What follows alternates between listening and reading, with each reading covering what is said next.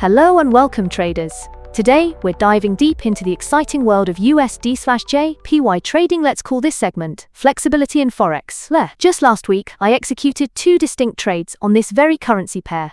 One geared towards the high timeframes and the other towards the low timeframes. You'll soon see how my adaptable approach lets me navigate across the entire trading landscape, first by setting a broader context, then zooming in for more precise trades.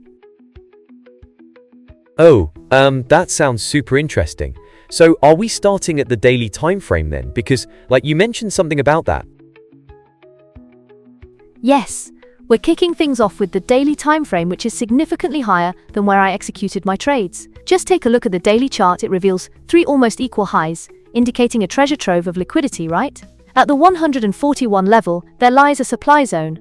When we zoom in, the 4-hour chart gives us a clearer supply at the 139 level. This price action gives me the expectation of a push towards those levels. Wow. So, those equal highs, Renzi, are they some kind of indicator for traders on when to jump in or out? Is it a big clue or something? Spot on. These equal highs indeed signal a potential liquidity zone. It's almost like a magnet for traders. Many will be eyeing buys or sells around those levels, believing there's profit to be made. My expectations are grounded in macroeconomic factors too. With the Federal Reserve's hawkish stance and robust labor market data, there's a strong indication of interest rate hikes, which can mean a bullish outlook for the US dollar. Hold on a second. What does hawkish mean exactly? Is it connected to birds or something? Laughs. Not quite. Hawkish describes a central bank's inclination to raise interest rates to temper inflation. This is generally positive for a currency, since higher rates attract foreign investment, increasing demand.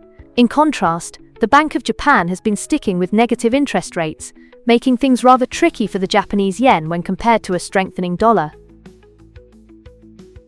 Oh wow. So, when you're trading on low time frames, do you have to keep a closer eye on news events? Do you feel like you're more in the hot seat or something? Yes, absolutely. That's a critical point.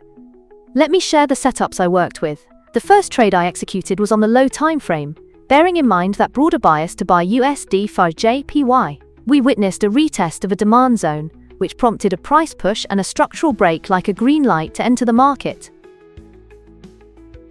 Wow, that sounds super intense. It's like being on a roller coaster ride with all those twists and turns, right? Exactly. That's a brilliant analogy. Trading really is a thrilling ride. You must prepare for those ups and downs. I pinpointed a solid entry point just below a clear imbalance, betting that the market would pull into a specific demand zone. But did you have to stop yourself from following through with a sell trade you initially planned? Was it because you were worried about the news messing things up? Precisely. I was very cautious because of some upcoming news that could sway market sentiment. I decided to hold back on that sell trade I had initially considered. It's far better to miss out on a potential profit than to plunge into the depths of unexpected losses, wouldn't you agree? Totally. That makes so much sense. It's like, waiting for the perfect fish to bite while fishing, right? Exactly.